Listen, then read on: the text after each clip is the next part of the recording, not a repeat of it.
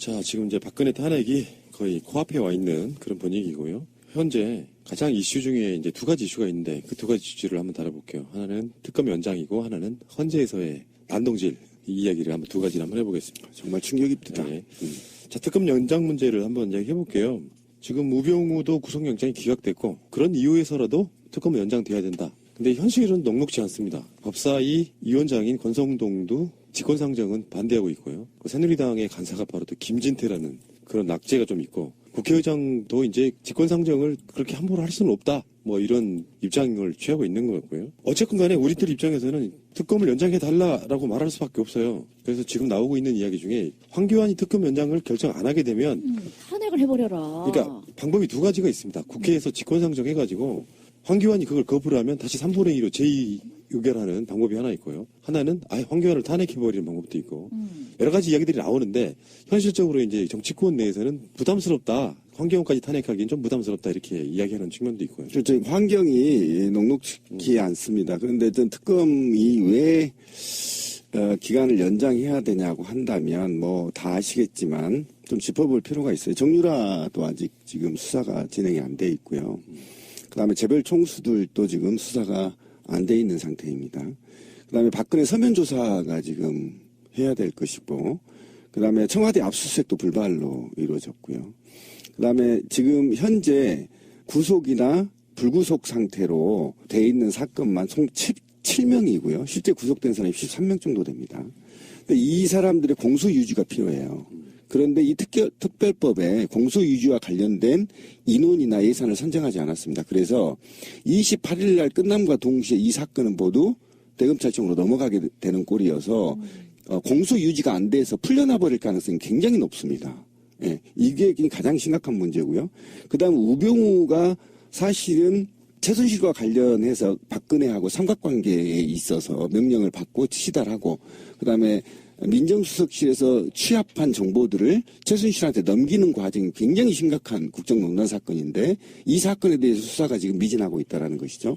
이런 전반적인 문제를 봤을 때 특검을 사실상 기간을 연장하거나 또는 새로운 특검법을 개정해서 오히려 더 90일 정도로 더 확보해줘서 이 엄청난 마피아들의 국정농단 사건들을 일소하고 관련자들을 처벌하는 데 있어서 굉장히 시간이 필요하기 때문에 지금 국민적 염원이 거의 80% 수준이 이 지금 특검법을 연장해야 된다라고 주장했던 내용입니다.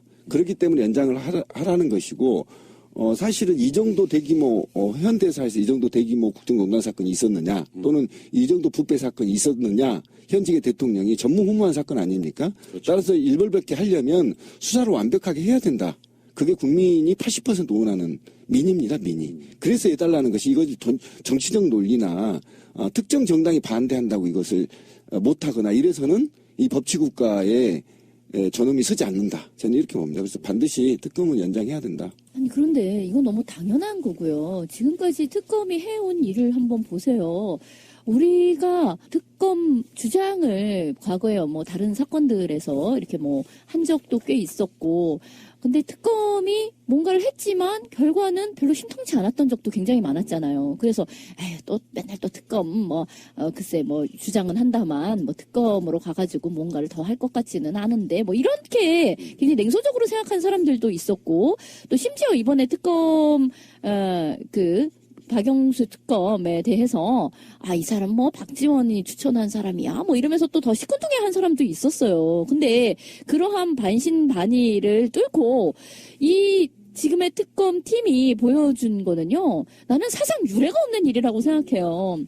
그러니까 우리의 무엇을 기대했든지 간에 그것을 다 뛰어넘는 이렇게까지 정말 일을 잘할 수도 있는 게 특검이었는데 그동안은 왜 못했나 라는 생각이 들 정도로 어마어마한 일을 하고 있는데 이것을 마무리를 짓지 못하고 있는 상태에서 이게 그만 끝나버린다라고 한다면 이게 결과적으로는 다시 이제 검찰청으로 넘어가서 결과 끝이 어떻게 될지 알 수가 없는 거잖아요. 우리가 맨날 축구 뭐 문전 처리가 뭐 미숙하고 뭐 이런 얘기 하잖아요. 결말이 어떻게 지어질지 다 된 밥에 지금 결말 부분에 대해서 우리가 다 확신할 수가 없는 상태이고요. 그리고 원래 이거는요. 이 특검을 할 적에도 그 기한 연장은 당연히 되는 걸로 했었던 거예요. 그 날짜가 당연히 지금 뭐 60일까지 하고 그다음에 30일을 연장한다 이렇게 된 거였었잖아요. 맞아요. 당연한 걸로 하고 그렇게 전체적으로 합의가 된 거였지, 이게 나중에 가서 그 30일 대목이 그렇게 발목을 잡게 될 거라고는 생각하지 않았던 거예요. 그러니까 새누리당도 그런 조건으로 시작한 거예요. 그렇죠. 그러니까 한간에 나오는 게 지금 우상호 원내대표가 얘기한 것이 뭐냐면, 결정권이 사실 황교안한테 없다. 황교안은 그냥 사인만 하면 되는 거야, 것이지. 니는. 그래서 직권남용 얘기가 나오는 것이고, 그리고 이제 한간에 자꾸 야당 중심으로 그런 얘기가 나와요. 그 법사위원장이 권선동이고 간사가 김진태이기 때문에 직권상정을 할 수 없다. 이런 개 같은 얘기가 도는데요. 그러니까 특검을 연장하게 하는 방법이 좀 여러 가지가 있어요. 그러니까 지금 의장이 김진태나 법사위원장의 의견과 상관없이 직권상정이 가능합니다. 예, 분명히 이거는 논란의 여지가 없어요. 안 한다고 한다면 그거는 국회의장이 너무나 아니라는 생각으로 지금 갖고 있다라는 증명이고요.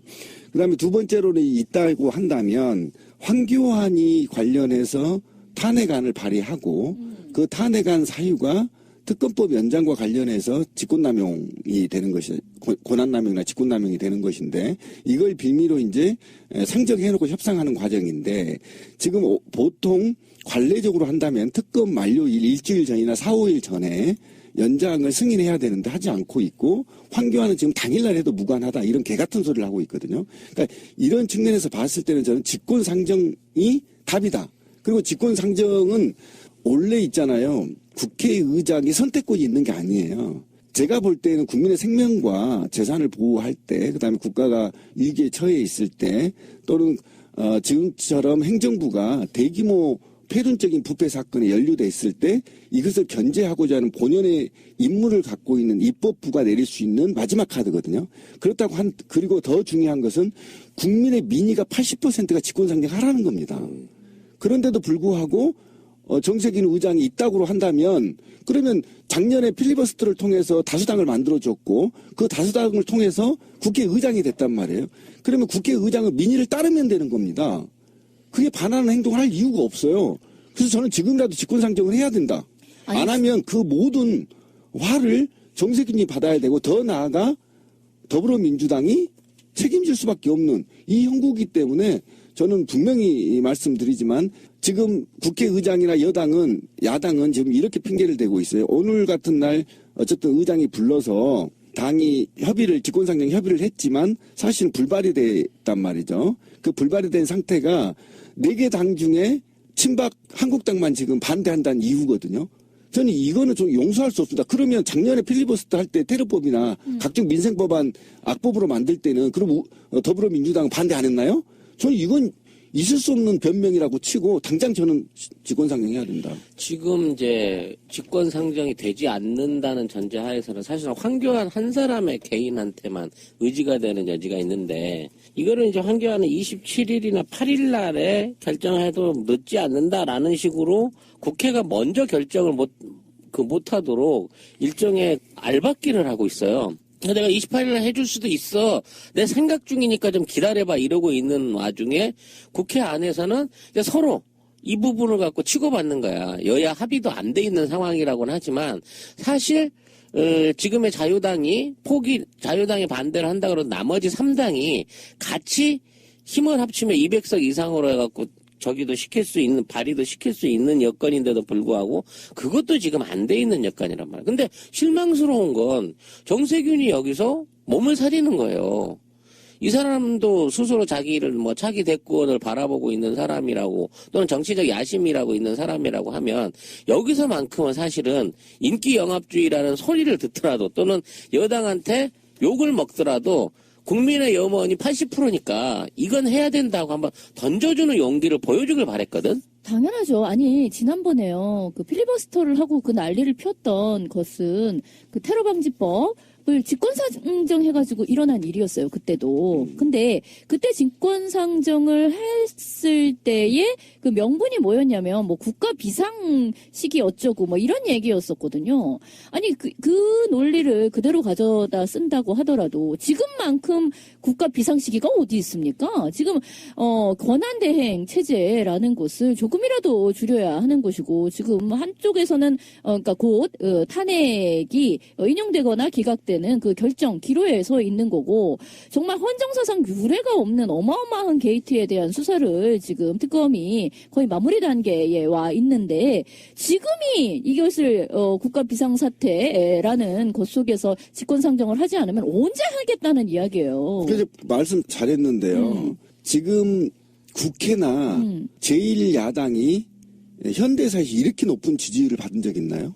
더더욱이 이렇게 힘을 많이 밀어주고 있음에도 불구하고 지금 이 시대의 범죄 사건들을 밝힐 수 있는 특검법을 연장하지 않는다면 그럼 국회가 뭐하러 존재하는 것인지. 그렇죠. 예. 그러니까 직권상정이라는 것 자체가 일종의 조커 같은 거잖아요. 그러니까 예. 조커를 지금 써야지 언제 쓰냐고. 그래서 저도 정세경 의장한테 문자를 오늘 보냈습니다. 전화번호 바꿨대.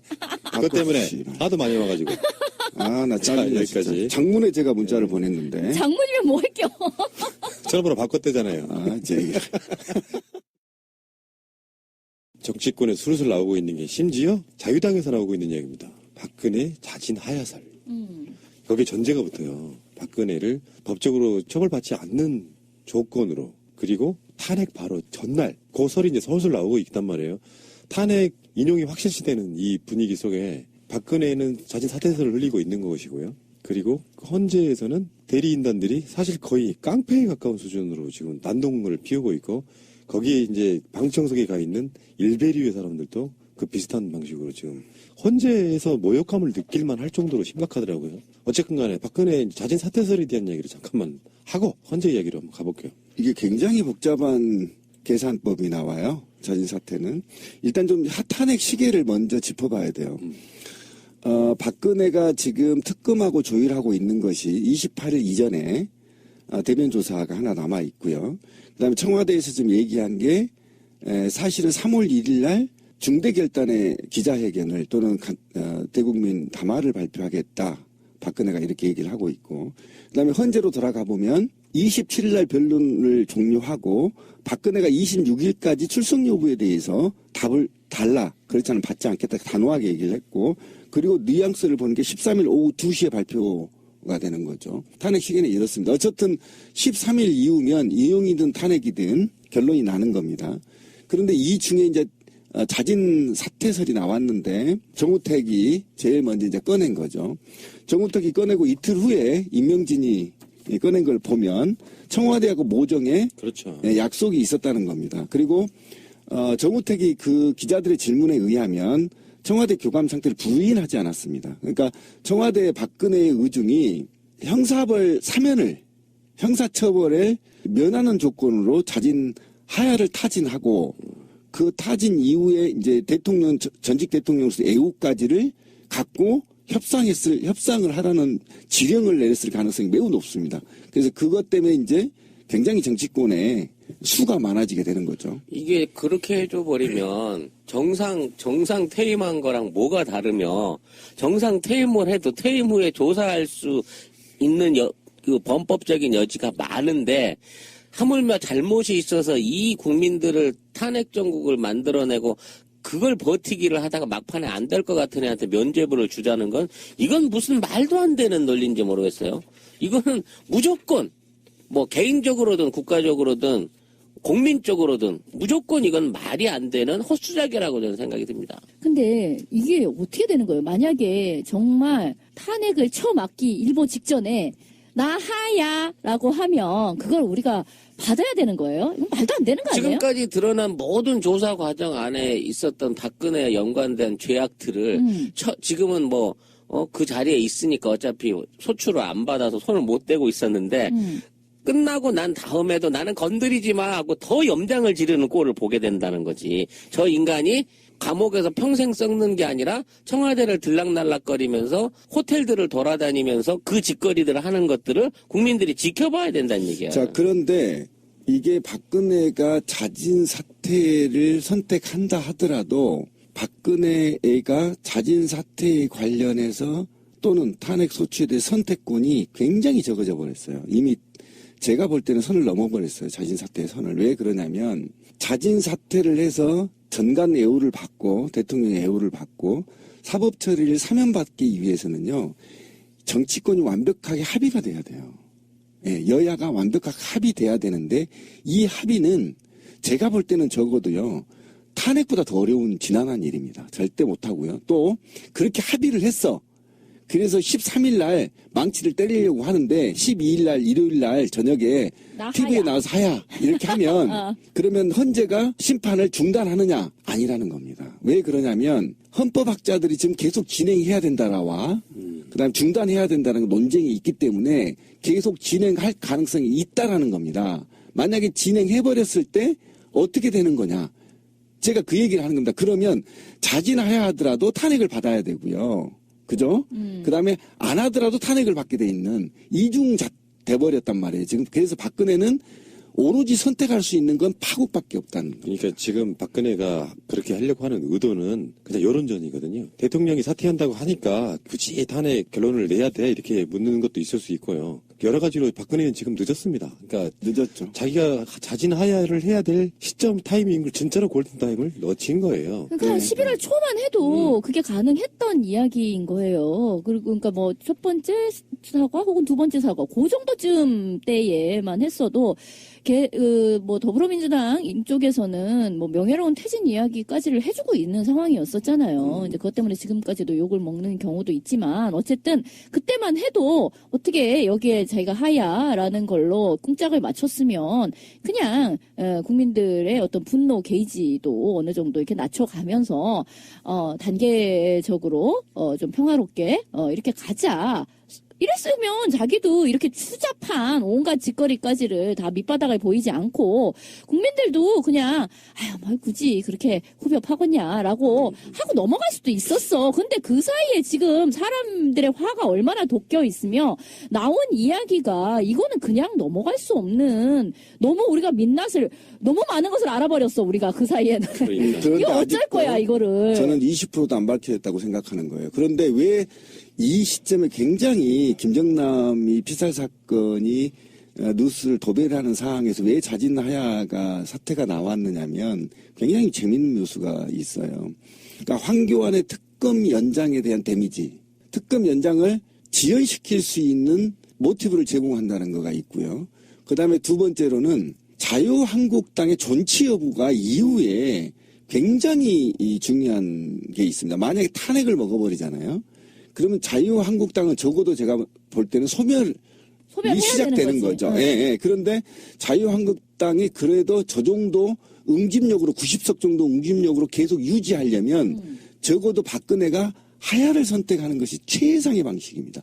그리고 이번에는 어쩔 수 없이 후배를 염치가 없어서 못 내지만 다음 대선에 재기를 노릴 수 있는 발판을 유지하고 있다는 측면에서 굉장히 좋은 의제이기 때문에 당 자체에서 아마 제가 볼 때는 그렇게 유도했을 거다. 이 두 가지로 해석이 가능하고 그 다음에 하나는 제가 이제 의심한 겁니다. 다른 언론에서 나오지 않는 건데요. 3월 1일 날 굉장히 위험한 사항을 선동하고 있는 방식이 있습니다. 현장에 제가 어제도 가서 이제 어버이연합한테 한 대 주워 터지고 벙커 가서도 또 한 대 주워 터졌는데요. 굉장히 폭력성이 노골화되어 있다는 겁니다. 지금 박근혜 집회에 참여하는 사람들이. 그러면 이 메시지는 뭐냐면 굉장히 3월 1일 기점으로 박근혜가 메시지를 던졌을 때 내가 만약에 지금 변호사들 하는 짓이 조금 이따 또 얘기를 하겠지만 그것들을 박근혜가 입으로 거론하면서 너무나 불평등한 재판이고 너무나 종북주의적 재판이라고 선동하면서 3월 1일 날 대국 메시지를 던졌을 때 그랬을 때 이 사회가 친박들이 어떻게 튈지 몰라. 어떤 테러를 할지 몰라요. 그래서 사회적 혼란을 일으키고 그 혼란의 결과를 봐서 살퇴할지 탄핵을 맞을지에 대한 결정을 하기 위한 고도의 플랜을 돌리고 있다. 그러니까 자연스럽게 지금 헌재에서 박근혜 직 대리인이 했던 이야기들의 어떤 개판을 얘기가 충격적입니다. 넘어갔는데 예. 그중에 이런 말도 있는 거예요. 탄핵이 인용되면 내란 수준의 것이 뭐 일어날 것이다. 저는 그 정도로는 이런 이해를 얘기를. 하는데요. 아니 그렇게 얘기를 한다는 거는 네. 뭐냐면은 그렇게 일어나줬으면 좋겠다는 이야기잖아. 그 말을 듣고 내란 수준의 것을 다른 지지자들이 일으켜줬으면 좋겠다는 자신의 바램 내지는 오더를 얘기하고 있는 네. 거 아니겠어요? 그러니까 내란 선동 이후에 뭐라고 키워드를 빼냐면 저는 이것 때문에 간담회 써놓으랬는데요. 아스팔트가 피로 물들어야 한다. 이렇게 얘기를 합니다. 그것도 변호인이다니. 이거는 있을 수 없는 일이거든요. 그런데 이제 헌재로 한번 다시 이제 가보면은 대리인단에서 발목 잡고 있는, 트집 잡고 있는 부분이 뭐냐면은 일단 8인체 선고는 잘못된 위헌이다 이렇게 진짜 억지로 부리고 있고요. 그렇죠. 두 번째는 주심 재판관 강일원 재판관이 너무 편파적이라는 거예요. 그러니까 국회 쪽 이야기만 들어주고 자기들 이야기는 수용을 안 해주는 것 같다. 그러니까 실제로요 강일원 재판관이 물어요 대리인단들한테 답을 못해. 말도 안 되는. 그래서 강일원 재판관 이야기하면 답도 못하고 어버버 하면서 나중에 나와서 언론 플레이를 이렇게 합니다. 강일원 재판관은 그래서 바꿔달라고 기피 신청한 거 아니에요? 딱 15분 만에 이정미 소장 대행이 안 돼. 받아들일 수 없어. 이렇게 된 거고요. 근데 이제 최근에 스타가 한 분 탄생했죠. 서석구 말고. 서석구는 약간 좀 모자란 그런 느낌이고 김평우는 이제 새로운 스타인데 아니 무대뽀로 저번에 할 소리 못할 소리 막 안 가리더라. 저번에 우리 송 작가님께서 굉장히 리얼한 연기를 해주셨던 당뇨가 와서 그보다 더 심했던 모양이에요. 나는 그거 다른 걸 떠나서 원래 당뇨 오면 힘없어서 소리 잘 못 지르는데. 그런 경우도 있고요. 진짜 정신 나가가지고 이상한 소리 막 하고 진상 피우는 사람도 꽤 많아요. 이거 이 김평우 이 사람이 심지어 변호사 협회장 출신이에요. 예, 맞아요. 근데 대한변협에서 헌재에서 난동 피우는 변호사들 지금 징계하겠다고 지금 나오고 있는 정도니까 가장 상식 이하의 발언 중에 하나는 이런 거예요. 헌재가 약한 여자 편을 안 들고 국회 편 들고 있다고. 이 얘기는 진짜 빡쳐서 이야기 좀 해봐요. 너무 빡치잖아. 그러니까 이 여성이라는 것이 그러니까 박근혜와 결부되었을 때 이제 이걸 어떻게 사실 이게 여성주의 입장에서는 이걸 어떻게 분리해내느냐. 사람들의 머릿속에 있는 여성이기 때문에 어떤 비난하는 그것을 어떻게 이 가리를 해내느냐가 굉장히 중요한 문제예요. 그거 가지고도 정말 일반 사람들하고도 싸우고 지금 이러고 있는 판국에 지금 저기에서 약한 여자 편을 안 들고 도대체 그렇다면 박근혜는 공직자로서 거기에 있는 거야. 약한 여자로서 거기에 있는 거예요. 근데 이 논리가요. 과거에 그 국정원 여직원이 그 셀프 감금했을 때에 박근혜가 토론회에 나와가지고 약한 여성에게 그렇게 할 수가 있느냐 같은 식의 말도 안 되는 실드를 친 적이 있었잖아요. 그거랑 논리는 굉장히 똑같아요. 저 사람들에게 있어서 여성은 어떤 불리하거나 이런 어떤 공적인 공격을 받았을 때 계속해서 약자성을 내세우는 것밖에는 그러니까 그런 용도로 활용되고 있는 거죠. 그러니까 그 사람들의 논리상으로는요.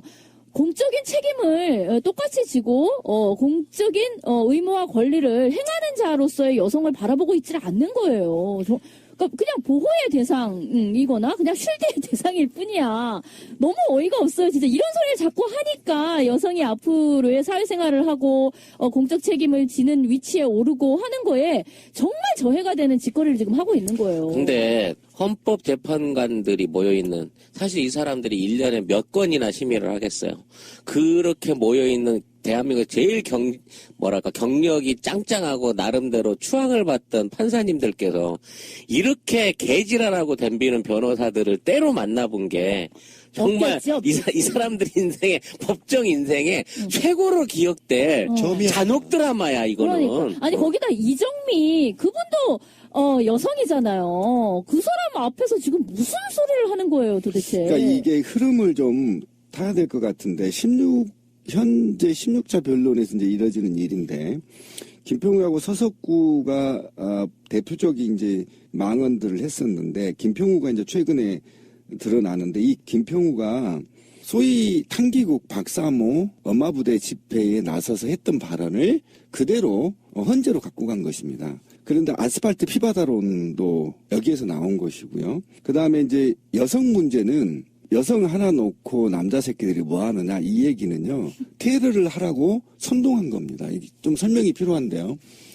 현장에 가보면 군복을 입고 특수부대 요원들이 굉장히 많이 나옵니다. 그 출신들. 네, 출신들이 많이 나오는데 이분들을 실제 경험을 하면요. 거의 테러 직전에 지금 분노 상황이 돼 있어요. 어제도 이제 경찰을 두들겨 패버려요, 보통. 이건 기본입니다, 경찰을.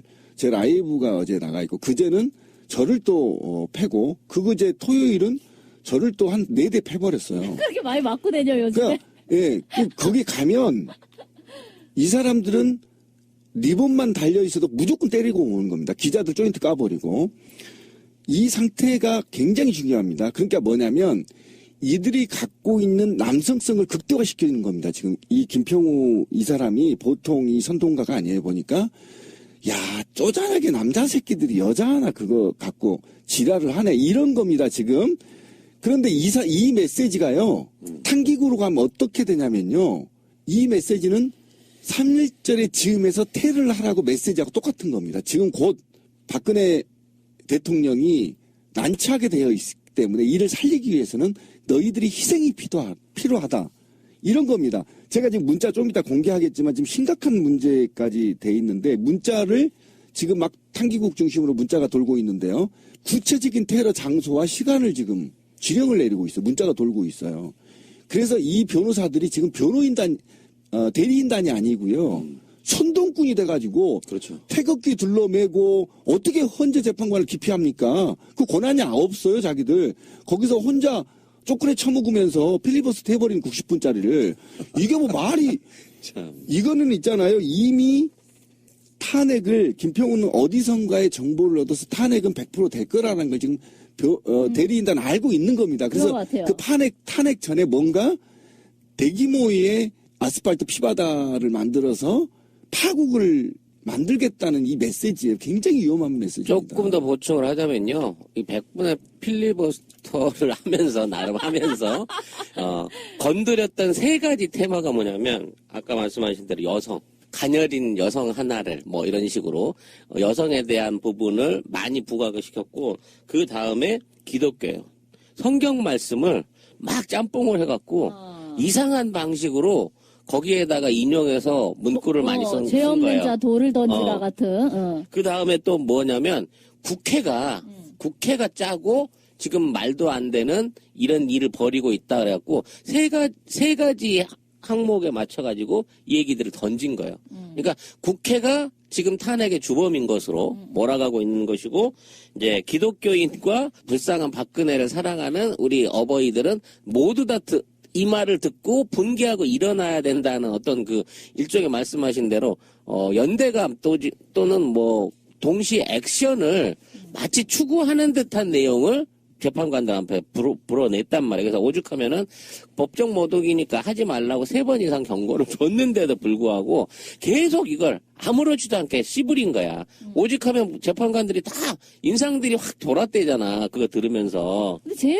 그 재판관들의 빡이 돌게 만든 것 중에 하나는 이런 거죠. 형사재판으로 치자면 일테면 판사더러 당신은 검사 대변인이야? 이런 식의 얘기를 한 거잖아요. 그러니까 박근혜 그러니까 당신은 국회 법사위의 대변인처럼 하고 있다. 이런 식의 얘기를 한 거예요. 그러면 정말 그거는 판사 입장에서 이거 지금 공정재판을 하느라고 별 대도 않는 소리를 다 들어주고 있는 판국에 당신은 검사 대변인에 불과하다. 검사랑 짜고 지금 하고 있다. 이런 식의 얘기를 하고 있으니까. 국회 하수인이래잖아. 국회의 하수인이다. 이렇게 얘기를 해버리니까 거의 뭐 이 사람들이 이건 너무나 심하고 모독이다. 이렇게 얘기를 할 수밖에 없는 근데 거죠. 이거는 정말 그 변호인단이 헌재 내의 정보를 입수해서 탄핵이 거의 99% 인용될 거다라는 정보를 얻지 않고 이게 불가능한 겁니다. 그러니까 사실은 지금 민의를 대변하는 국회를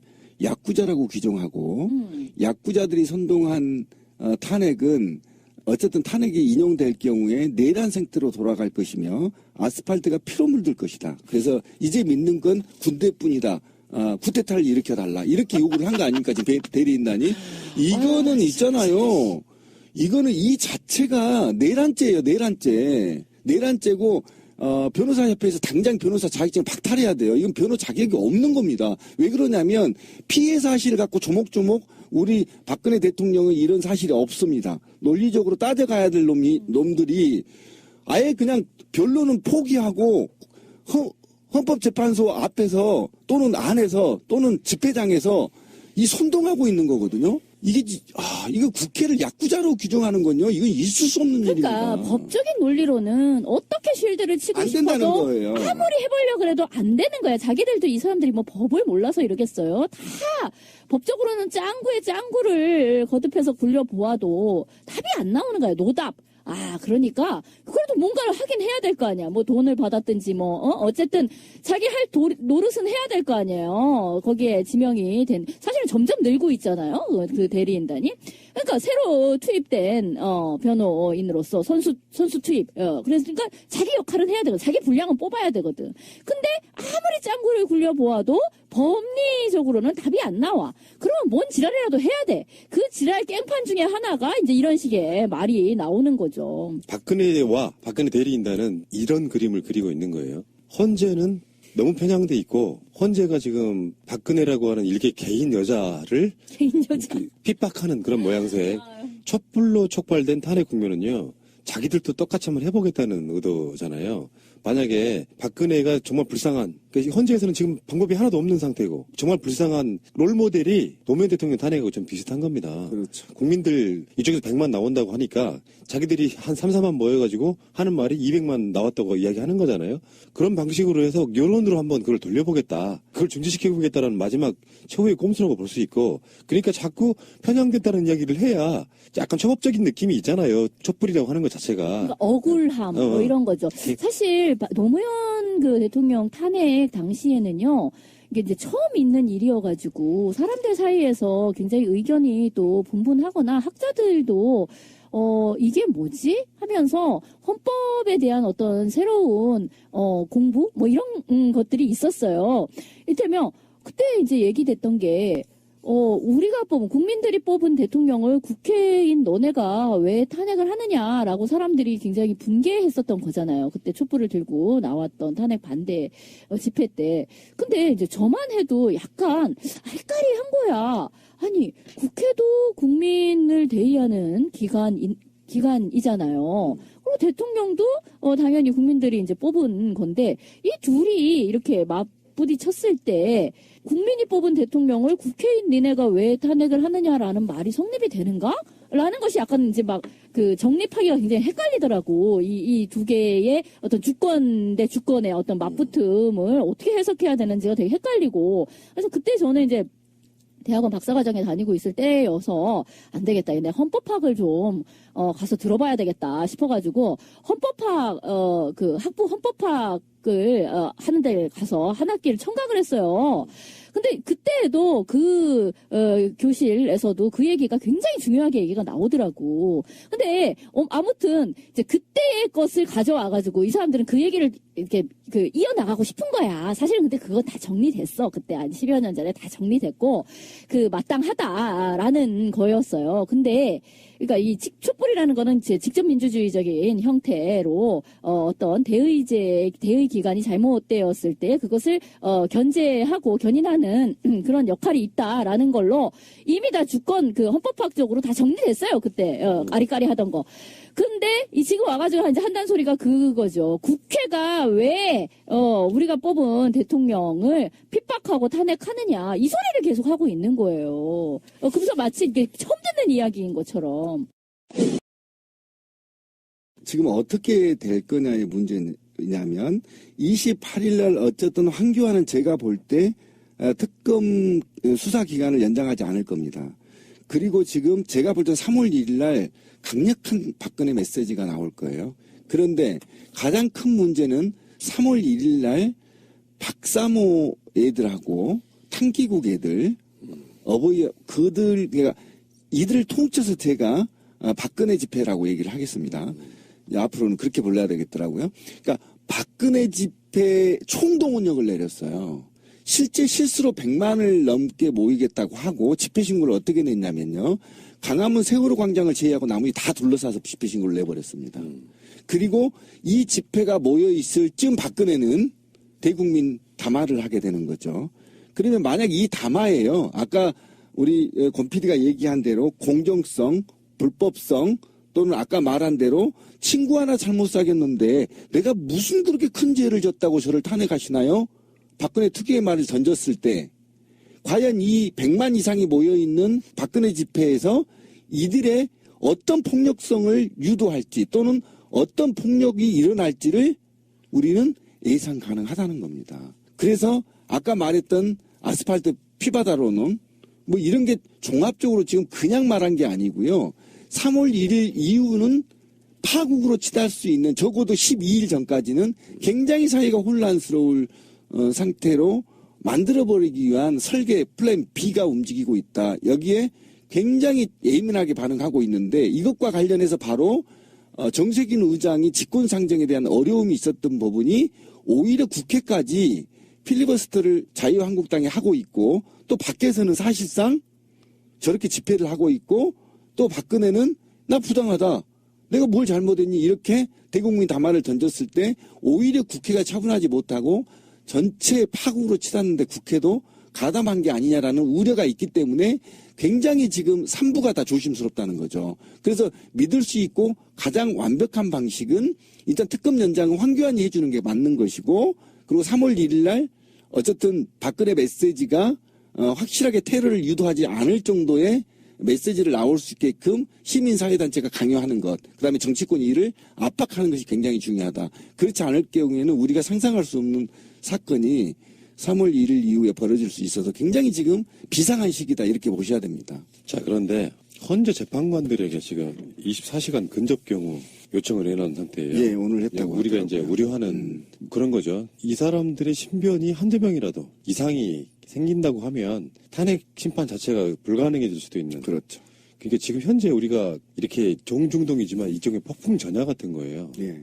헌법재판관들한테 지금 변호사들이 대하는 태도는 어떤 시그널이 될 수 있냐면은 변호사들도 헌재에서 저렇게 난동 피우는데 우리도 뭔가를 해야 되지 않겠냐고 과잉 충성하는 자 바로 그거. 또는 어떤 정말로 어떤 공작이 개입할 수도 있는 부분도 있고 그래서 지금 분위기라면 그런 거잖아요. 탄핵 날짜도 사실 나온 거고요. 탄핵 인용도 사실 확실시 되는 측면이라 저들 입장에서는 무슨 짓을 할지 모른다. 가장 우리나라 헌정사에 급박하게 돌아가는 그 시기를 지금 우리가 통과하고 있다라고 보시면 되죠. 굉장히 위험합니다. 그러니까 네. 대리인단들을 보고 있으면 아이고 뭐 저런 사람들 어버이연합 유야 이렇게 이야기를 할 수도 있지만 반대로 말하면 그들은 또 어떤 고도의 프레임으로 그렇게 그 짓을 하고 있는지도 모른다는 거죠. 예, 계획에 의해서 움직이고 있죠.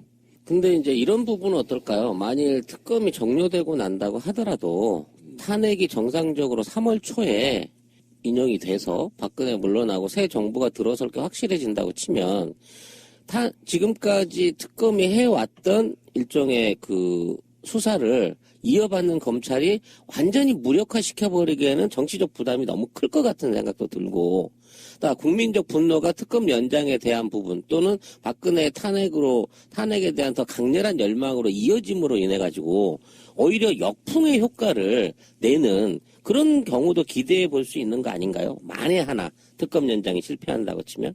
그러니까 그런 건 있죠. 역사라는 게 항상 그런 거 있잖아요. 우병우 영장이 기각되잖아요. 그러면 기각된 만큼 사람들이 더 광장에 나오게 되는 효과가 있는 것이고 그렇죠. 우병우 기각 때문에라도 특검 연장해야 된다고 얘기 나오는 것처럼 뭐 하나가 생기면 거기에 대한 반작용이 생기고 그걸 어떻게 잘 현명하게 처리하느냐인데 지금 저들은 제가 봤을 때 완전 구석에 몰려있는 쥐 같은 거예요. 그래서 앞에 있는 게 고양이든 호랑이든 막 휘젓고 보는 거야. 그러니까 이거를 막기 위해 저들이 무리한 국민의 의지에 반하는 류의 행동들을 저지르면 저지를수록 저들은 점점 더 깊은 수렁으로 빠지게 그렇죠. 된다는 그렇죠. 거란 말이죠. 그건 당연한 원칙인데 하다가 뭐라도 해본다는 게 바로 그런 짓거리인데 그렇죠. 예를 들면 자기들은 지금 현재 만약에 진짜로 아까 말한 내란 선동 같은 거 그런 걸 실제로 하겠어요. 들키면 아주 자장나는 건데. 아니 제가 지금 그거를 불러드릴게요. 네. 박천X라는 분이 지금 문자를 발송하고 있는데 그대로 읽어드리죠. 한자도 틀리지 않고요. 청년 암살 살수단 지원자 모집, 언제라도 죽음을 준비한 분으로서 유서를 작성해 두신 20, 30대, 40대, 50대, 65세까지 무술에 능하신 분은 더욱 좋고. 아니, 웃지 마세요. 굉장히 전 지금 심각합니다. 무술에 전혀 못하셔도 열사로서 유관순처럼, 윤봉길처럼, 안중근처럼 사측생이 각오로. 사직생. 근데 그렇게 썼어요. 예. 그래서 자초될 위기에 대한민국을 구하고자 하는 애국 열사를 모집합니다. 이렇게 지금 공문을 하고 있습니다. 이게 뭐냐면 3월 1일날 뭔가 이들이 그들만의 구국을 하겠다는 겁니다. 아니 이건 굉장히 위험한 이석기 상태. 사건에서 내란 음모는 없었지만 내란 선동 죄가 적용이 됐던 거잖아요. 그 내란 선동죄로 보았을 때 이게 훨씬 더 심하게 내란 그렇죠. 선동인데? 자, 그러면 아까 우병우 얘기를 했는데 우병우 기각이 저는 이제 조금 이따 또 다른 데서 얘기를 하겠지만 굉장히 심오한 뜻이 있는 건데도 불구하고 지금 특검 내부에도 우병우 사단이 존재하고 있지 않느냐는 물음표까지 지금 던져놓고 있습니다. 그리고 우병우 사단이 존재하기 때문에 특검이 끝나고 일반 검찰로 돌아갔을 때 보복이 두려워서 지금 우병우 구속에 대해서 기각됐다라는 얘기도 있다는 거죠. 근데 사실은 이 메시지가 SNS에 공개되는 순간이 있잖아요. 만약에 촛불에서 이런 메시지가 나갔으면 즉시 압수수색과 검찰이 수사가 단행했을 겁니다. 그런데 지금 검찰은 움직이지 않아요. 이런 메시지가 수십 군데 SNS 돌고 있지만 이것과 관련해서 검찰이 압수수색을 해서 지금 탕기국 집회나 박근혜 집회에 내란 선동이 있거나 또는 국가를 전복해야 할 관공서를 전복할 수 있는 여지들이 있기 때문에 인지적 차원에서 수사를 해야 되는데도 불구하고 하지 않습니다. 또는 박사모 집회에서 경찰에 싸대기를 때려도 현장범으로 체포하지 않습니다. 이게 뭐냐면 아직도 검찰 조직이 누군가 보이지 않는 손에 의해서 통제되고 있다는 걸 증명하는 거거든요. 그렇다고 신다면 아까 권 PD가 얘기한 대로 그렇게 선동을 해도 보통은 그들이 마지막 몰려서 쥐구멍을 찾는 게 아니라 그들이 역습을 노리고 있다는 겁니다. 만약에 혹시라도 젊은 또는 나이 먹은 군인 사단장이 하나 오인 판단하거나 그죠? 국정원의 국가 통제로부터 벗어난 권력의 수장들이 잘못 오인하거나 그렇잖아요. 경찰이 또 잘못 판단하거나 이 판단이 오류를 일으킬 수 있는 여지들이 너무 많다는 겁니다. 그렇게 되면 바로 박근혜는 이것을 진압한다는 이유로 또는 황교안은 진압한다는 이유로 계엄령을 내릴 수 있는 것이고 계엄령에 준하는 행정적 조치를 할 수 있을 거라고 보는 거죠. 그렇게 된다면 탄핵은 연기되는 것이고 촛불은 꺼지는 것이고 또 사회는 극단적인 갈등으로 치닫게 만드는 것. 그것만이 박근혜가 살아남는 유일한 방법이라는 거예요. 그래서 지금부터 비상하다는 겁니다.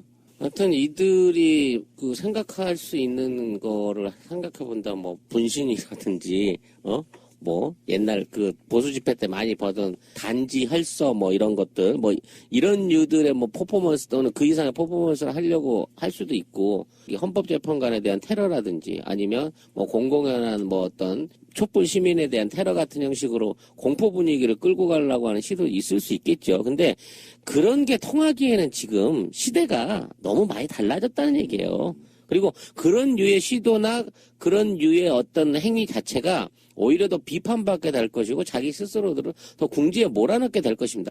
저들이 할 수 있는 거 이상의 지금 최선의 선택은 명예로운 퇴진 내지는 국민의 뜻에 순응하는 모습을 보여서 차후에라도 재기의 노력을 하는 게 현명한 것이지 여기서 무리수를 계속 두다가는 정말 거기 연루된 모든 사람들이 정말 뿌리채 진짜 고구마 줄기 엮어서 올라오듯이 어느 정도 그 꼬리 끊지를 못한 상태에서 모든 적폐가 한꺼번에 모두 다 청산돼 버리는 그런 결과로 일어날 수 있다는 면에서 어느 선행가 저들도 타협과 합의와 포기점이 생기지 않을까 하는 것도 생각을 해봐야 된다는 거예요. 예, 제가 이제 너무 과하게 얘기한 게 아니에요. 지금 여러분도 알겠지만 지금 문재인 테러 첩보가 입수가 됐고요.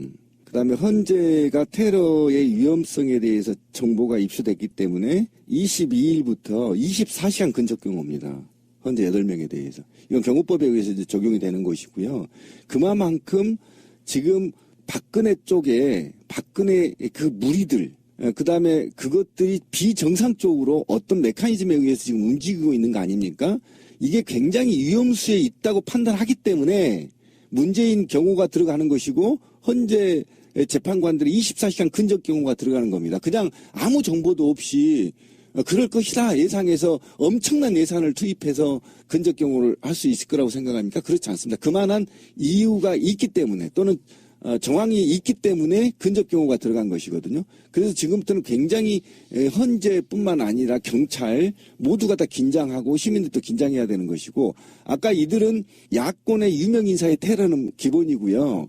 저는 강화문 세월호 광장도 모두 철거될 가능성이 굉장히 높습니다. 3월 1일 날 이런 집단적인 테러, 그 다음에 더 나아가 경찰차 파손이나 화재 이렇게 해서 난동을 피울 가능성이 굉장히 높아서 어쨌든 굉장히 지금 시점은 비상한 시기다. 그리고 우리 시민들도 우리 애청자분들도 지금부터 적어도 13일까지는 뭔가 하루에 1시간 정도는 이 사회를 바로잡기 위해서 또는 이 탄핵 정국을 빨리 탈출하기 위해서 뭔가 액션을 해야 된다. 지금 생각할 때가 아니고 액션할 때입니다. 그렇지 않으면 굉장히 위험한 상태에 빠질 수가 있습니다. 예.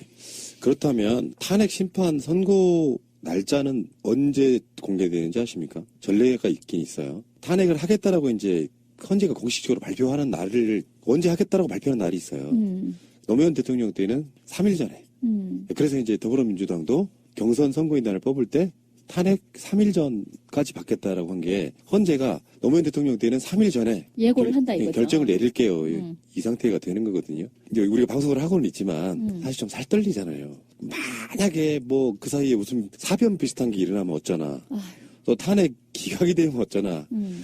정말 박근혜 한 명 때문에 우리 뭔 국민이 뭔 짓입니까? 이렇게 피말리고 있으면서 지금도 언론에서는 우리들이 제기했던 또는 의혹을 제기했던 그 모든 것들이 다시 특검을 통해서 확인되는 그 과정들을 계속 걸쳐서 나오고 있어요. 그렇죠. 어쨌건 헌재에서 이제 한 전례에 의하면 꼭 그렇게 하는 법은 없으니까 전례에 의하면 한 3일 정도 전에 자 3일 후에 발표하겠습니다 이렇게 그게 나오면은 그 3일 동안 정말 극렬해지겠죠. 저는 그 시점이 그러니까 13일 날 이제 할 수밖에 없다고 얘기를 하지 않습니까? 일정상.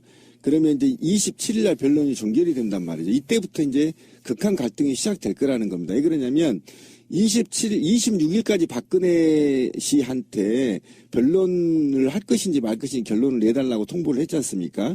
그러면 27일 날에 박근혜가 뭐 한 7일 날이나 8일 날 나가겠다, 연기해달라 이렇게 얘기할 거 뻔한 거 아닙니까?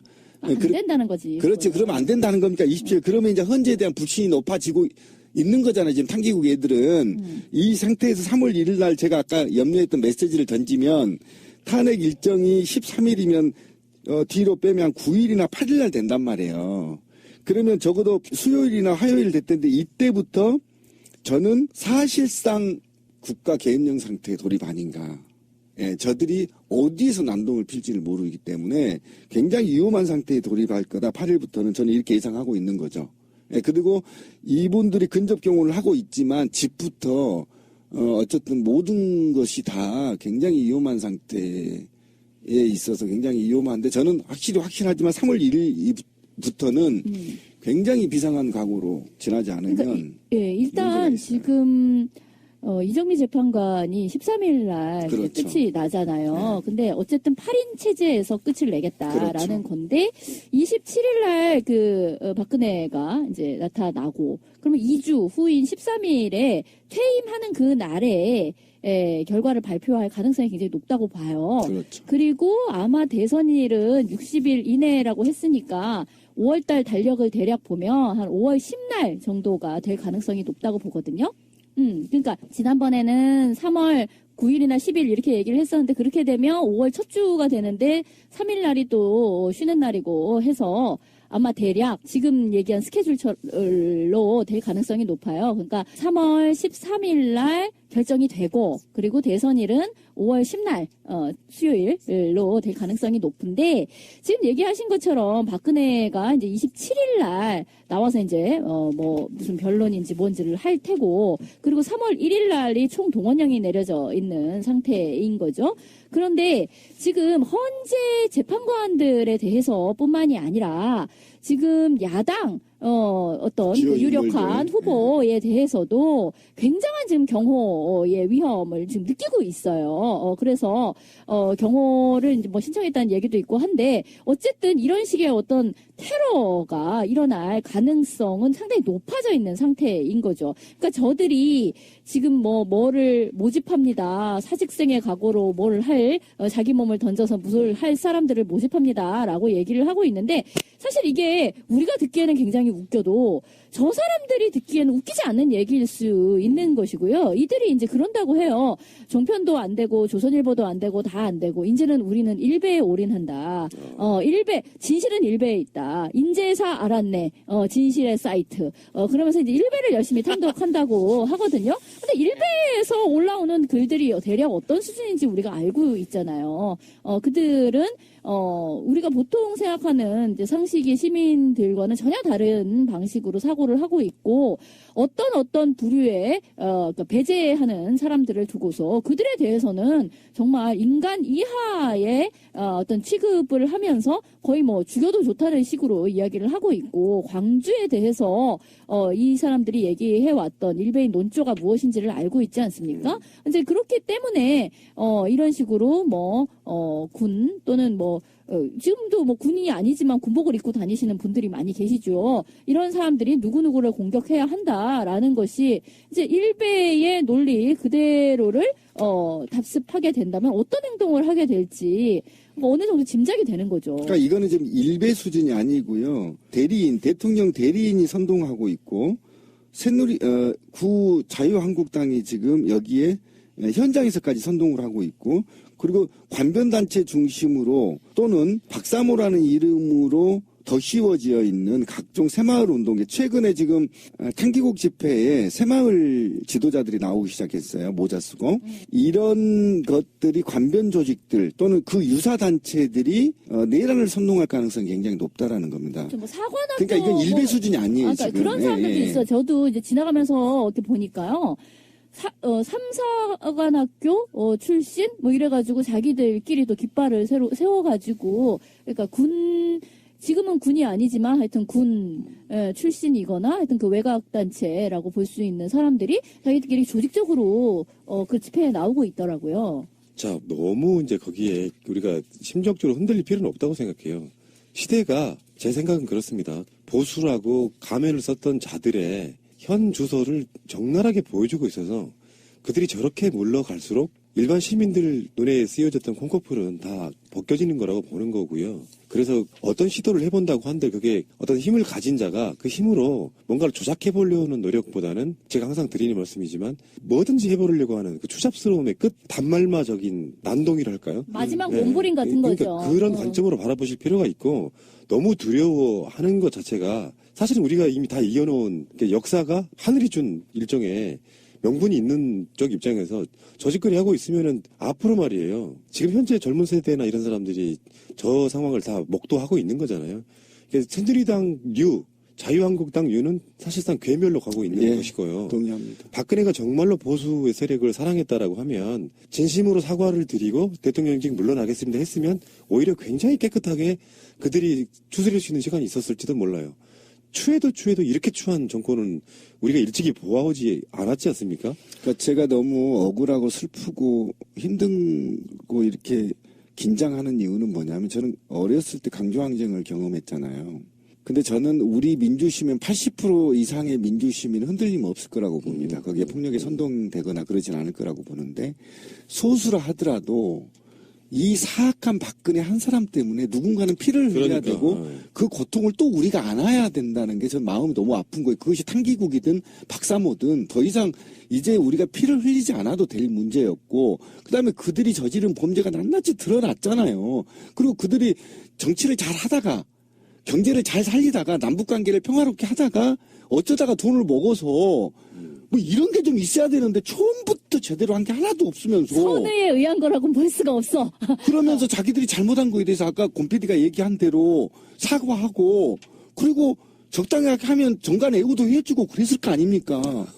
근데 이제 와서 어떻게 하라는 겁니까? 피를 흘리라는 겁니까? 신비님 억울해가지고 죽을라 그래. 왜 너 너무 억울해요, 진짜. 내가 이런 직구를 보려고 국회에 13년 됐어. 있었나? 이제 다 끝났잖아요. 근데 너무 잘 됐어요. 어떻게 생각하면 저는 그 박근혜의 이제 박정희 체제에 그러니까. 대한 판타지라든가 예, 아니면 그런 거예요. 계속해서 보수와 뭐 극우 이런 것을 전혀 구분하지 못하고 저런 추잡한 논리라고 할 수도 없는 소리를 하는 사람들을 우리가 계속해서 보수라고 이야기해 왔던 거, 이것과 도대체 어떻게 결별을 해야 할까, 어떻게 저것을 청산해야 할까라고 일반 시민들 혹은 왼쪽에 있는 사람들은 다들 그걸 가지고 고민을 하였지만 이런 자체 괴멸로 인하여 이것이 깨끗하게 민낯을 보이고 자멸해 가는 것을 볼 수 있게 된 거예요. 너무 잘된 역사적 필연이라고 할 수 있죠. 어디 가나 또라이는 있어요. 근데 그게 대통령이 이러면 안 되는 거지. 또라이 하나가 어떤 자리에 올라가 있으니까 그 또라이를 추종하는 또 다른 또라이가 생기는 그런 그러니까. 모양새예요. 그리고 광주 관련해서는요, 최근에 그레그 전 미국 대사가 그런 말도 했어요. 5.18에 대한 뭐 북한 개입설 같은 거는 정말 너무 슬프다. 이런 식의 코멘트를 한 바가 있습니다. 식사하고 나면 배가 빵빵해질 때, 화장실 갔다 와도 또 가고 싶어질 때, 화장실에서 일을 보면 주르륵 할 때 이런 증상이 있으신 분들은 검색창에서 오만디환을 검색해보세요. 오만디환은 대장 관련 식품으로서 판매한 지 6년이 넘었습니다. 별도로 광고는 하지 않았는데도 드셔보신 분들의 입소문을 통해서 지금까지 꾸준하게 판매를 해오고 있습니다. 오만디환 사이트에 들어오시면 드셔보신 분들이 직접 올린 사용자 후기가 500개가 넘습니다. 다른 첨가물을 전혀 넣지 않고 천연 재료로 만들었기 때문에 안심하고 드실 수 있습니다. 무색소, 무방부제, 무화학 첨가물로 만든 오만디환입니다. 오만디환의 효능 효과에 대해서 자세히 말씀드리고 싶지만 법적인 문제로 이렇게밖에 표현을 못해서 많이 아쉽습니다. 오만은 할 때 오만, A, B, C, D 할 때 D, 합쳐서 오만디 환입니다. 오만디.co.kr 070-4686-4287 결혼 기념일이라고 남편이 꽃을 사왔더라고. 아, 행복하겠다, 언니. 차라리 돈으로 주지. 먹을 수도 없고, 나중에 버리기도 힘들고 말이야. 그러나 마음을 전할 때 꽃보다 좋은 것은 없습니다. 인생에 있어서 돈이 전부는 아닙니다. 꽃은 기쁨과 슬픔을 함께합니다. 새가 날아든다와 연대하는 전국 꽃배달 자미원 꽃집. 010-3608-7576 여보, 고마워. 닉네임이 너무 어려워가지고요. 그냥 땡땡땡님으로 하겠습니다. 땡땡님 메일입니다. 자유당 해산을 헌재에 제소하는 불행한 사태가 생기지 않기를 바란다. 라는 내용의 성명서가 필요한 시기라고 봅니다. 자유당이 한때는 자신의 잘못을 인정하고 중도층을 포섭하려 했으나 지금의 적반하장 행태는 극렬 지지자들에게 신념을 주어 과격한 행동을 유발하려는 의도로 보입니다. 지난 박 대통령 인터넷 방송 후 박사모 회원의 자살이라는 불행한 일이 있었습니다. 자유당의 지금 행태는 극렬 지지자들에게 극단적인 행동을 유발케 하는 것이고 국론을 분열시키는 행위이며 일종의 내란 선동으로도 볼 수 있습니다. 자유당이 계속 적반하장을 한다면 바른정당과 손잡고 정당 해산을 제소해야 한다고 봅니다.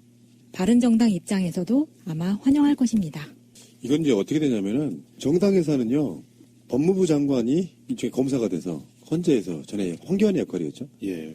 거기다가 이제 하면 되는 것이고요. 근데 정권이 바뀌기 전에 사실상 불가능하다고 보고 이 자유당 굉장히 낯이 익어요. 혀에서 막 기억하는 제가 그때 태어나진 않았지만 아주 감칠맛이 나요, 자유당. 책에서 배웠던 그 자유당이 지금 활개를 치고 있는데 그 자유당 해산은 저는 정권 바뀌면 적극 고려해봐야 된다고 생각해요. 실제로 그 폐악질이나 국정농단이 통합진보당이 한 1000배쯤 되는데 그들은 세력이 많으니까 해산을 못 시킨다라고 하면 그것은 역사적인 저는 과오라고 죄악이라고 생각이 들어요. 그러니까 두들겨 잡아야 된다니까요. 잡을 놈들은 잡아야 그 다음에 민주주의도 와요. 잡을 놈들 안 잡으면 안 온다니까. 그러니까 아까 말씀드린 것처럼 일반 국민은 그들의 자유를 인정하되 새누리당 같은 폐악질 집단에 대해서는 마치 일제 부역자들 중에 총독부 근무했던 간부들 대하듯 해야 된다는 거죠. 그렇죠. 그리고 저기 그 알바 집회에 나오는 태극기 흔들고 알바 집회에 나오는 선량한 하루 일당을 벌러 나오는 분들까지 뭐라고 그러는 건 아니고요. 그 시위 집회를 주최한 자들과 돈을 퍼날른 자들 이런 애들은 철저히 가려내야 돼요. 이게 이제 탄핵 기각이라 인용이 되고 난 후에 정권이 바뀌면 아마 여기에 관련된 양심선언 같은 것도 나올 거예요. 그러면 보도도 나오고. 예, 여기 땡땡님이 말씀해 주신 것처럼 이건 내란 사범이에요. 그리고 국민들의 역할도 중요한데 그때 또다시 광장에 모여서 자유당 해산 촉구 집회를 해야 돼요. 또 촛불을 밝혀줘야죠. 아, 그래야 또 해야겠네요. 아, 힘들어. 교체된 정권에게 힘을 또 줘야 될 거 아닙니까? 명분과. 원조 자유당도 이승만이 하야한 뒤에 사실상 해체되잖아요. 네. 마찬가지로 지금 현재 두 번째 자유당 역시 이들은 개처럼 끌려 내려와야 제맛인 당이라고 그러잖아요. 누가. 역사는 반복된다. 예, 그렇지. 희한하죠. 예. 근데 그때 이기붕 역할을 누가 하는 거지? 황교안인가? 황교안이죠. 아, 부통령. 그렇구나. 부통령, 예. 이기붕, 제가 오늘 트위터를 보니까 이기붕 죽은 사진이 돌아다니더라고요. 아, 그때요? 네. 저기잖아요. 아들이 총사도 죽였잖아요. 그러니까. 그 자들이 지금 하고 있는 것 중에 약칭 한국당은 좀 더 심하잖아요. 선관위에다가요, 그 당명과 약칭을 신고를 할 때 만약에 우리끼리 수백 명 모여가지고 당을 하나 만들었어요. 당은 무조건 성립되는 건 아니잖아요. 몇 개 이상의 지구당을 만들어야 이게 네. 성립이 되는데 만약에 우리 당 이름을 대한민국당이라고 한번 해봅시다. 선관위에서 그 당명 내주겠어요? 안 내줍니다. 안 내주죠. 네. 근데 약칭 한국당은 된다고? 그러니까 선관위가 욕을 먹는 거예요. 그러니까 약칭 자한당밖에 없었던 거죠. 자기들이 설마 자유당 가져가지 못하니까 지금. 그래서 언론에서는 한국당이라고 이제 약칭을 써야 되는, 물론 그 자체가 뭐 법적으로 이렇게 안 하면 큰일 나는 건 아닌데 일상적으로 정당들이 언론사에다가 우리 약칭 한국당이라고 써줘 이렇게 얘기하면 대부분 이렇게 써주거든요. 근데 그 자유한국당이라고 하는 당 자체 그 이름을 그렇게 뻔뻔하게 쓴다는 게 그 자유한국당이라고 하면 우리가 좀 뭔가 오글거리고 아유 뭔가 냄새나고 기시감도 느껴지고 하잖아요. 근데 외신에 나온 거를 자유한국당을 영어로다 써놓은 거 보니까 목소리 성연해져요. 뭔데요? 리버티 코리아 파티. 야, 목소리 성연해져요. 굉장히 자유스러운 대한민국이겠죠. 뭔가 좀 이 대한민국이란 나라가 뭔가 좀 다르긴 달라 보이는 뭐 이런 정당 이름을 갖고 있어요. 예. 알겠습니다. 정말 좋은 말씀 주셨고요. 자유당 해산 강력하게 요구해 봅니다. 재산도 몰수하는 거잖아요. 그렇죠. 몰수해서 그렇죠. 나눠주잖아요. 알고 보면 한 1,000억 재산이 있다고 합니다. 공식적으로는 500억 넘는다고 하고요. 그거밖에 안 될까요? 네. 어쨌건 자유당 해산과 재산 몰수를 한번 강력하게 요구해 봅니다. 제가 예전에 출퇴근할 때요. 통합진보당 당사 앞을 항상 지나다녔어요. 저 맨 꼭대기 올라가면 통합진보당이 있구나 이렇게 알게 됐는데 나중에 통합진보당 해산된 뒤에 지나가 보니까 아, 역사란 게 이런 거구나. 해산되고 없어져 버리고 간판 내려와 있고 아무것도 없더라고요. 그 꼴을 한번 꼭 봐야 되겠다 이렇게 말씀드리고 싶네요. 땡땡님 감사드리겠습니다. 팁을 제공한다는 거가 있고요. 그 다음에 두 번째로는 자유한국당의 존치 여부가 이후에 굉장히 중요한 게 있습니다. 만약에 탄핵을 먹어버리잖아요. 그러면 자유한국당은 적어도 제가 볼 때는 소멸이 시작되는 거죠. 예, 예. 그런데 자유한국당이 그래도 저 정도 응집력으로 90석 정도 응집력으로 계속 유지하려면 적어도 박근혜가 하야를 선택하는 것이 최상의 방식입니다. 그리고 이번에는 어쩔 수 없이 후배를 염치가 없어서 못 내지만 다음 대선에 재기를 노릴 수 있는 발판을 유지하고 있다는 측면에서 굉장히 좋은 의제이기 때문에 당 자체에서 아마 제가 볼 때는 그렇게 유도했을 거다. 이 두 가지로 해석이 가능하고 그 다음에 하나는 제가 이제 의심한 겁니다. 다른 언론에서 나오지 않는 건데요. 3월 1일 날 굉장히 위험한 사항을 선동하고 있는 방식이 있습니다. 현장에 제가 어제도 가서 이제 어버이 연합한테 한 대 주워 터지고 벙커 가서도 또 한 대 주워 터졌는데요. 굉장히 폭력성이 노골화되어 있다는 겁니다. 지금 박근혜 집회에 참여하는 사람들이. 그러면 이 메시지는 뭐냐면 굉장히 3월 1일을 기점으로 박근혜가 메시지를 던졌을 때 내가 만약에 지금 변호사들 하는 짓이 조금 이따 또 얘기를 하겠지만 그것들을 박근혜가 입으로 거론하면서 너무나 불평등한 재판이고 너무나 종북주의적 재판이라고 선동하면서 3월 1일 날 대국 메시지를 던졌을 때 그랬을 때 이 사회가 친박들이 어떻게 튈지 몰라. 어떤 테러를 할지 몰라요. 그래서 사회적 혼란을 일으키고 그 혼란의 결과를 봐서 살퇴할지 탄핵을 맞을지에 대한 결정을 하기 위한 고도의 플랜을 돌리고 있다. 그러니까 자연스럽게 지금 헌재에서 박근혜 직 대리인이 했던 이야기들의 어떤 개판을 얘기가 넘어갔는데 예. 그중에 이런 말도 있는 거예요.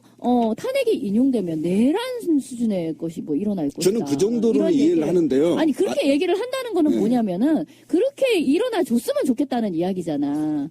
그 말을 듣고 내란 수준의 것을 다른 지지자들이 일으켜줬으면 좋겠다는 자신의 바램 내지는 오더를 얘기하고 있는 거 아니겠어요? 그러니까 내란 선동 이후에 뭐라고 키워드를 빼냐면 저는 이것 때문에 간담회 써놓으랬는데요. 아스팔트가 피로 물들어야 한다 이렇게 얘기를 합니다.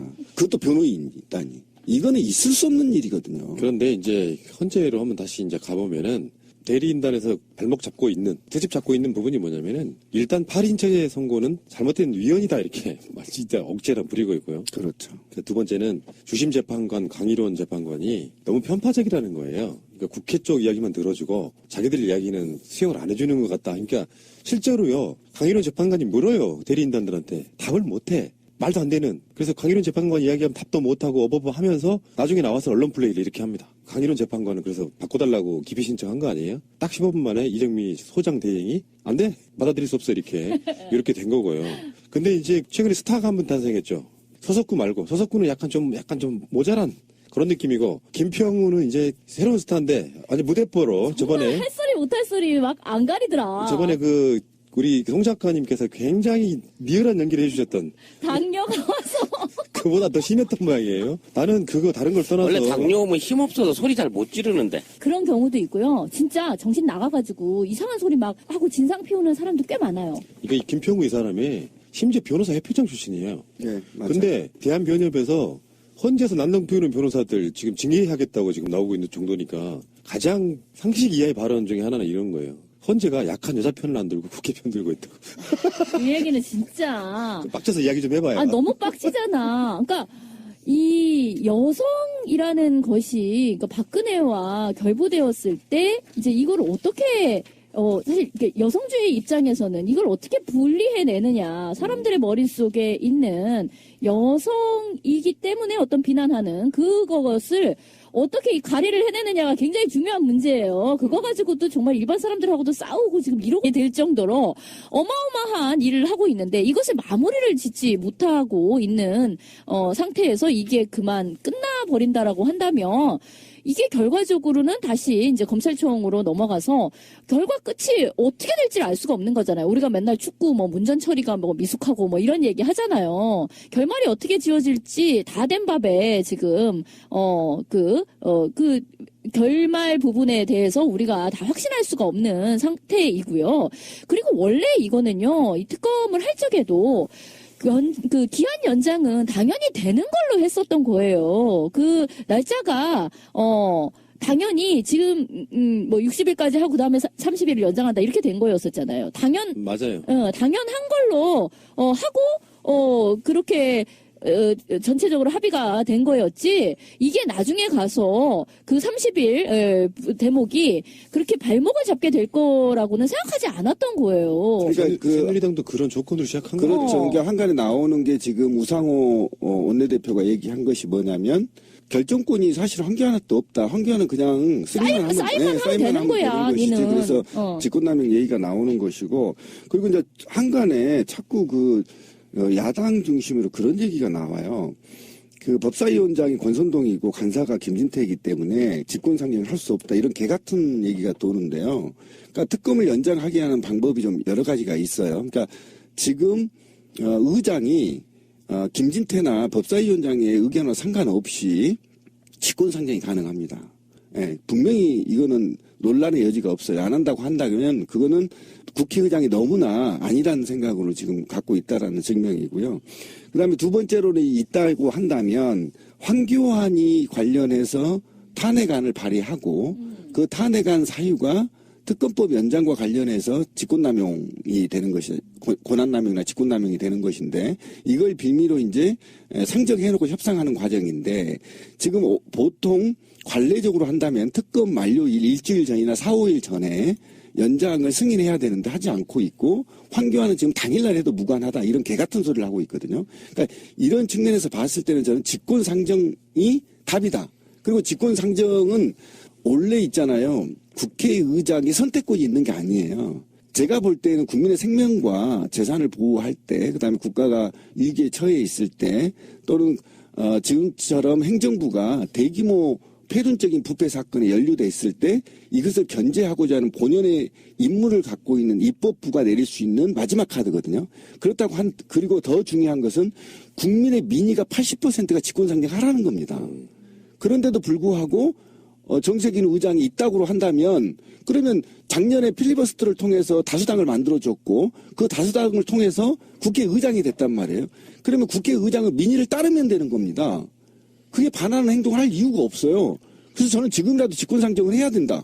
안 하면 그 모든 화를 정세균이 받아야 되고 더 나아가 더불어민주당이 책임질 수밖에 없는 이 형국이기 때문에 저는 분명히 말씀드리지만 지금 국회의장이나 야당은 지금 이렇게 핑계를 대고 있어요. 오늘 같은 날 어쨌든 의장이 불러서 당이 직권상정 협의를 했지만 사실은 불발이 됐단 말이죠. 그 불발이 된 상태가 4개 당 중에 친박 한국당만 지금 반대한다는 이유거든요. 저는 이거는 좀 용서할 수 없습니다. 그러면 작년에 필리버스터 할 때 테러법이나 각종 민생법안 악법으로 만들 때는 그럼 더불어민주당은 반대 안 했나요? 저는 이건 있을 수 없는 변명이라고 치고 당장 저는 직권상정해야 된다. 지금 이제 직권상정이 되지 않는다는 전제하에서는 사실은 황교안 한 사람의 개인한테만 의지가 되는 여지가 있는데 이거를 이제 황교안은 27일이나 8일 날에 결정해도 늦지 않는다라는 식으로 국회가 먼저 결정을 못하도록 일종의 알박기를 하고 있어요. 내가 28일날 해줄 수도 있어. 내 생각 중이니까 좀 기다려봐. 이러고 있는 와중에 국회 안에서는 이제 서로 이 부분을 갖고 치고받는 거야. 여야 합의도 안 돼 있는 상황이라고는 하지만 사실 지금의 자유당이 반대를 한다 그러면 나머지 3당이 같이 힘을 합치면 200석 이상으로 해갖고 저기도 발의도 시킬 수 있는 여건인데도 불구하고 그것도 지금 안 돼 있는 여건이란 말이에요. 근데 실망스러운 건 정세균이 여기서 몸을 사리는 거예요. 이 사람도 스스로 자기를 차기 대권을 바라보고 있는 사람이라고 또는 정치적 야심이라고 있는 사람이라고 하면 여기서만큼은 사실은 인기 영합주의라는 소리를 듣더라도 또는 여당한테 욕을 먹더라도 국민의 염원이 80%니까 이건 해야 된다고 한번 던져주는 용기를 보여주길 바랬거든. 당연하죠. 아니 지난번에요. 그 필리버스터를 하고 그 난리를 피웠던 것은 그 테러방지법을 직권상정해가지고 일어난 일이었어요. 그때도. 근데 그때 직권상정을 했을 때에 그 명분이 뭐였냐면 국가 비상시기 어쩌고 이런 얘기였었거든요. 아니 그 논리를 그대로 가져다 쓴다고 하더라도 지금만큼 국가 비상시기가 어디 있습니까? 지금 권한대행 체제라는 것을 조금이라도 줄여야 하는 것이고 지금 한쪽에서는 그러니까 곧 탄핵이 인용되거나 기각되는 그 결정 기로에 서 있는 거고 정말 헌정사상 유례가 없는 어마어마한 게이트에 대한 수사를 지금 특검이 거의 마무리 단계에 와 있는데 지금이 이것을 국가 비상사태라는 것 속에서 직권상정을 하지 않으면 언제 하겠다는 이야기예요. 그래서 말씀 잘했는데요. 지금 국회나 제1야당이 현대사에서 이렇게 높은 지지율을 받은 적 있나요? 더더욱이 이렇게 힘을 많이 밀어주고 있음에도 불구하고 지금 이 시대의 범죄 사건들을 밝힐 수 있는 특검법을 연장하지 않는다면 그럼 국회가 뭐하러 존재하는 것인지. 그렇죠. 그러니까 직권상정이라는 것 자체가 일종의 조커 같은 거잖아요. 그러니까 조커를 지금 써야지 언제 쓰냐고. 그래서 저도 정세균 의장한테 문자를 오늘 보냈습니다. 전화번호 바꿨대. 그것 때문에 하도 많이 와가지고. 나 짜증나. 여기까지. 장문에 제가 문자를 보냈는데. 장문이면 뭐 할게요. 전화번호 바꿨대잖아요. 정치권에 술술 나오고 있는 게 심지어 자유당에서 나오고 있는 이야기입니다. 박근혜 자진 하야설. 거기에 전제가 붙어요. 박근혜를 법적으로 처벌받지 않는 조건으로 그리고 탄핵 바로 전날 고설이 이제 서울서 나오고 있단 말이에요. 탄핵 인용이 확실시되는 이 분위기 속에 박근혜는 자진 사퇴서를 흘리고 있는 것이고요. 그리고 헌재에서는 대리인단들이 사실 거의 깡패에 가까운 수준으로 지금 난동을 피우고 있고 거기에 이제 방청석에 가 있는 일베리의 사람들도 그 비슷한 방식으로 지금 헌재에서 모욕감을 느낄만 할 정도로 심각하더라고요. 어쨌든 간에 박근혜 자진 사퇴설에 대한 얘기를 잠깐만 하고 헌재 이야기로 한번 가볼게요. 이게 굉장히 복잡한 계산법이 나와요. 자진 사퇴는. 일단 좀 탄핵 시계를 먼저 짚어봐야 돼요. 박근혜가 지금 특검하고 조율하고 있는 것이 28일 이전에 대면 조사가 하나 남아 있고요. 그다음에 청와대에서 지금 얘기한 게 사실은 3월 1일 날 중대 결단의 기자회견을 또는 대국민 담화를 발표하겠다. 박근혜가 이렇게 얘기를 하고 있고, 그다음에 헌재로 돌아가 보면 27일 날 변론을 종료하고 박근혜가 26일까지 출석 여부에 대해서 답을 달라, 그렇지 않으면 받지 않겠다 단호하게 얘기를 했고, 그리고 뉘앙스를 보는 게 13일 오후 2시에 발표가 되는 거죠. 탄핵 시기는 이렇습니다. 어쨌든 13일 이후면 이용이든 탄핵이든 결론이 나는 겁니다. 그런데 이 중에 이제 자진 사퇴설이 나왔는데 정우택이 제일 먼저 이제 꺼낸 거죠. 정우택이 꺼내고 이틀 후에 임명진이 꺼낸 걸 보면 청와대하고 모정에 그렇죠. 약속이 있었다는 겁니다. 그리고 정우택이 그 기자들의 질문에 의하면 청와대 교감 상태를 부인하지 않았습니다. 그러니까 청와대 박근혜의 의중이 형사벌 사면을, 형사처벌을 면하는 조건으로 자진 하야를 타진하고 그 타진 이후에 이제 대통령, 전직 대통령으로서 애우까지를 갖고 협상을 하라는 지령을 내렸을 가능성이 매우 높습니다. 그래서 그것 때문에 이제 굉장히 정치권에 수가 많아지게 되는 거죠. 이게 그렇게 해줘버리면 정상 퇴임한 거랑 뭐가 다르며, 정상 퇴임을 해도 퇴임 후에 조사할 수 있는 그 범법적인 여지가 많은데, 하물며 잘못이 있어서 이 국민들을 탄핵 정국을 만들어내고 그걸 버티기를 하다가 막판에 안 될 것 같은 애한테 면죄부를 주자는 건, 이건 무슨 말도 안 되는 논리인지 모르겠어요. 이거는 무조건 뭐 개인적으로든 국가적으로든 국민적으로든 무조건 이건 말이 안 되는 헛수작이라고 저는 생각이 듭니다. 근데 이게 어떻게 되는 거예요? 만약에 정말 탄핵을 쳐맞기 일보 직전에 나 하야라고 하면 그걸 우리가 받아야 되는 거예요? 이건 말도 안 되는 거 아니에요? 지금까지 드러난 모든 조사 과정 안에 있었던 박근혜에 연관된 죄악들을 지금은 뭐 그 자리에 있으니까 어차피 소추를 안 받아서 손을 못 대고 있었는데 끝나고 난 다음에도 나는 건드리지 마 하고 더 염장을 지르는 꼴을 보게 된다는 거지. 저 인간이 감옥에서 평생 썩는 게 아니라 청와대를 들락날락거리면서 호텔들을 돌아다니면서 그 짓거리들을 하는 것들을 국민들이 지켜봐야 된다는 얘기야. 자, 그런데 이게 박근혜가 자진 사퇴를 선택한다 하더라도 박근혜가 자진 사퇴에 관련해서 또는 탄핵 소추에 대해 선택권이 굉장히 적어져 버렸어요. 이미 제가 볼 때는 선을 넘어버렸어요. 자진 사퇴의 선을. 왜 그러냐면 자진 사퇴를 해서 전관 애우를 받고 대통령의 애우를 받고 사법 처리를 사면받기 위해서는요. 정치권이 완벽하게 합의가 돼야 돼요. 예, 여야가 완벽하게 합의돼야 되는데 이 합의는 제가 볼 때는 적어도요. 탄핵보다 더 어려운 지난한 일입니다. 절대 못하고요. 또 그렇게 합의를 했어. 그래서 13일 날 망치를 때리려고 하는데 12일 날 일요일 날 저녁에 TV에 나와서 하야 이렇게 하면 그러면 헌재가 심판을 중단하느냐? 아니라는 겁니다. 왜 그러냐면 헌법학자들이 지금 계속 진행해야 된다라와 그다음에 중단해야 된다는 논쟁이 있기 때문에 계속 진행할 가능성이 있다라는 겁니다. 만약에 진행해버렸을 때 어떻게 되는 거냐? 제가 그 얘기를 하는 겁니다. 그러면 자진하야 하더라도 탄핵을 받아야 되고요. 그죠?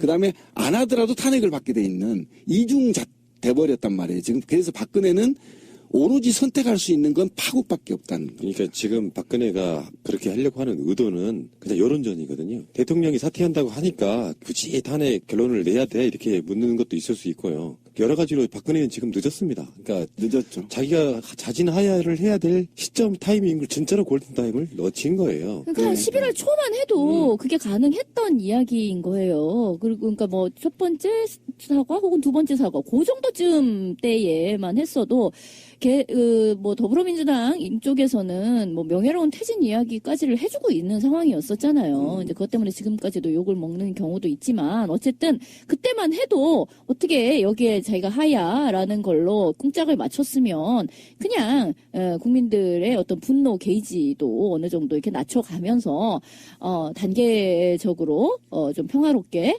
이렇게 가자.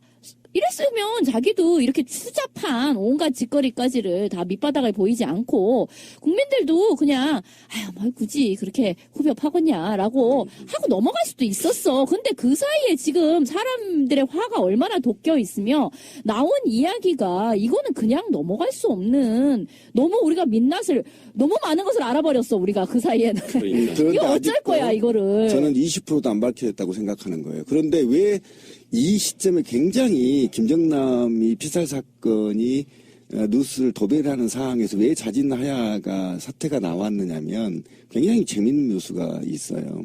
그러니까 황교안의 특검 연장에 대한 데미지, 특검 연장을 지연시킬 수 있는 자, 지금 이제 박근혜 탄핵이 거의 코앞에 와 있는 그런 분위기고요. 현재 가장 이슈 중에 이제 두 가지 이슈가 있는데 그 두 가지 이슈를 한번 다뤄볼게요. 하나는 특검 연장이고 하나는 헌재에서의 난동질 이 이야기를 한번 두 가지를 한번 해보겠습니다. 정말 충격입니다. 네.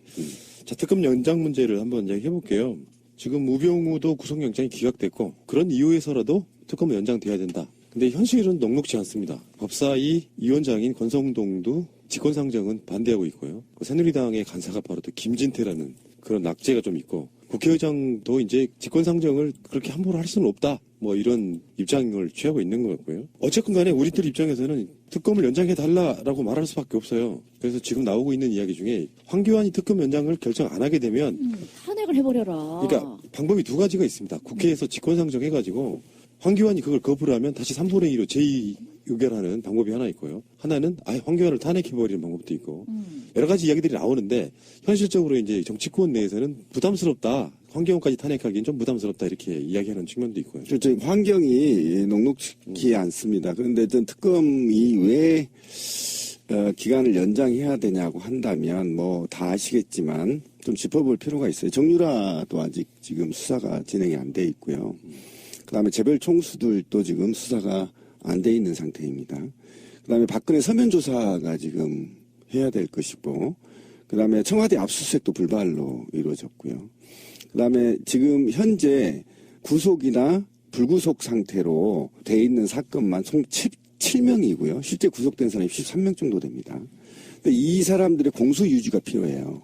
그런데 이 특별법에 공소 유지와 관련된 인원이나 예산을 선정하지 않았습니다. 그래서 28일 날 끝남과 동시에 이 사건은 모두 대검찰청으로 넘어가게 되는 꼴이어서 공소 유지가 안 돼서 풀려나 버릴 가능성이 굉장히 높습니다. 예, 이게 가장 심각한 문제고요.